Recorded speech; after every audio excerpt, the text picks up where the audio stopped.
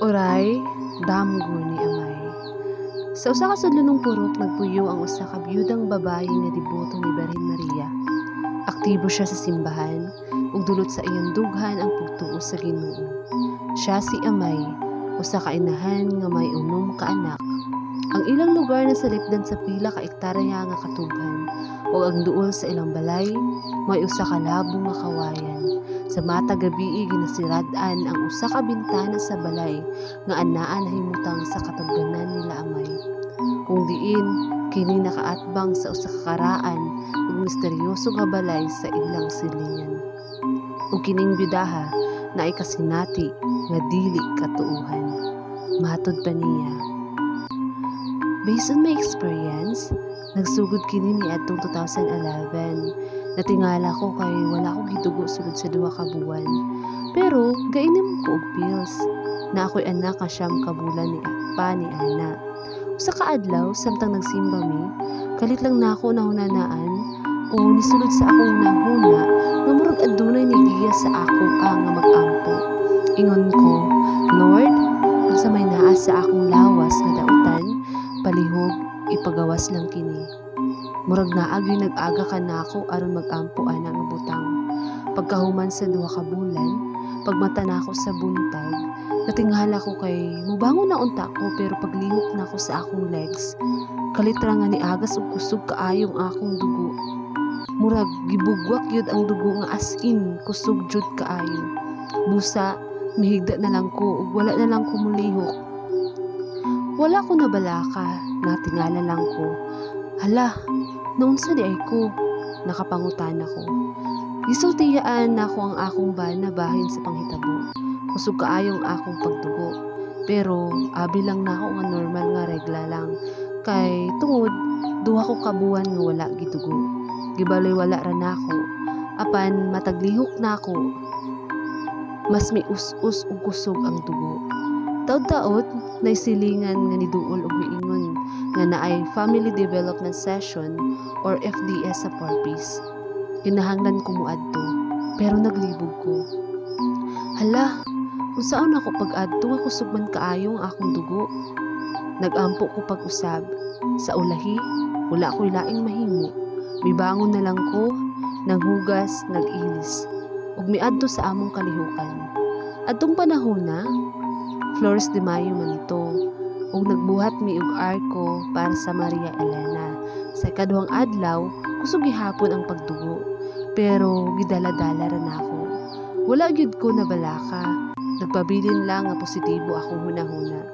Nianang adlaw, naglakaw pa ko aron ipa-enroll ang ako ang mga anak sa eskwelahan. Layo ang akong gilakaw, mga 1 ka kilometro siguro. Sa una, wala pa may sakyanan. Busa, naglakaw gyud mi. Pagkasunod adlaw, samtang nagbuhat ko sa arko, nakabantay kog init sa akong pangilawom. Murag naay ni gawas nga lahi.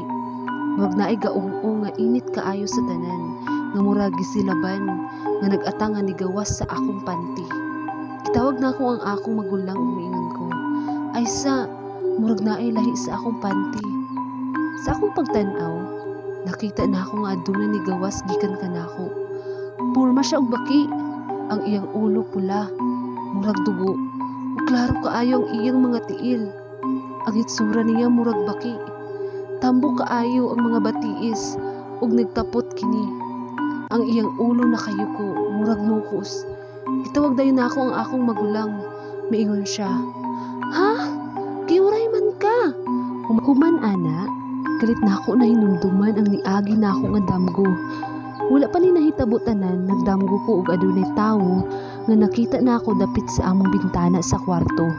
Tao nga puti ug walay sapot. Mura siyang dili ingon nato kay gahubo man siya og puti. Nakakita ko sa iya ha, pero igol ako nakakita sa iya kay dili ko kalihok. Dayon nabalaka ko kay ang akong bana naara sa akong tapad pero wala jud kay wala jud ko'y nahimo.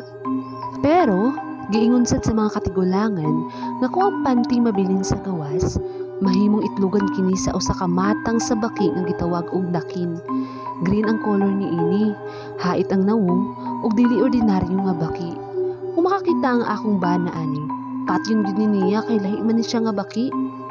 Mao dayon to, nakainumdum dayon ko nga, hala, sa wala pa, mauni ang nahitabo.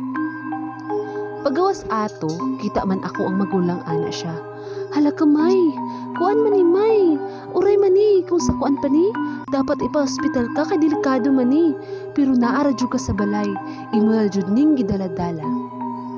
Gilubong dayon ni sa akong magulang, pero pag-abot sa akong bana, ikalot niya dayon, iyang gitagud-tagud ug maayo. Miingon siya, kinahanglan kini nga tagud-taguron pag-ayo ug sunugon aron dili na kini mabuhi ug mobalik kay panuway ni. Suko kaayo ang akong bana. Human mo gawas to siya, nawala pod ang akong pagdugo. Nakainumdum dayon ko nga kung sa uban pa kini mahitabo, posible nga mag-bleeding sila kay kuyaw man to. Mura bay akong nanganak atong panahon na. Pero nasayod ko ang giluwas ko sa Ginoo. Busa kini akong isugilon kay gusto na ako ipahinumdum nga kung mag-ampo ta kanunay ug duol kita sa Ginoo, hatagan ta niya og panalipot ug giya. Wala jud baya ako nagdahom atong akua nga unsa ba di ay kuyaw na di ay to.